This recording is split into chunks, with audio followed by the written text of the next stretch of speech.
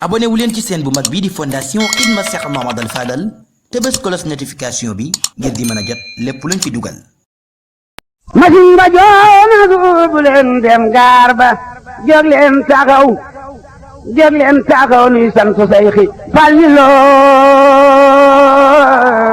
jóg leen taxaw nuy sant Seyxi Falilu guddeeg bëccëg ñu jublu Seyxi Falilu yaaro ci mboolem lawlu yow Falilu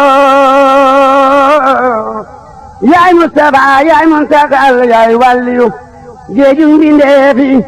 ay gi neex na Mbàkke Cheikh Fallu fam nga jumaa ji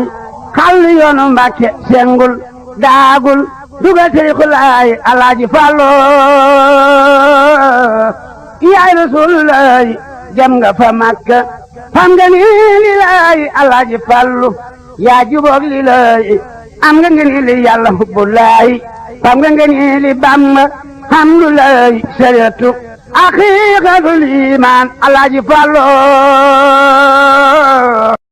jóg leen taxaw nuy sant Seyxi Falilu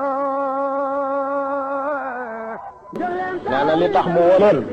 wooyu leen wut dara ci wut dara wooyu leen di wut dara ci dara kon naa ko sàkkal waxtu kon ne bu fekkoonte ni da leen di wooyu di wut dara ci dara kon dina sàkkal waxtu barab bii ne kon du nekk ba nawet mu def ko da leen di woo ngir topp ndigalu Sëñ Tuubaa ak di leen won na mu toll na ndigal li toll woon fi moom ni ngeen dikkee nag neex na ko lool moom sëriñ bi bég na ci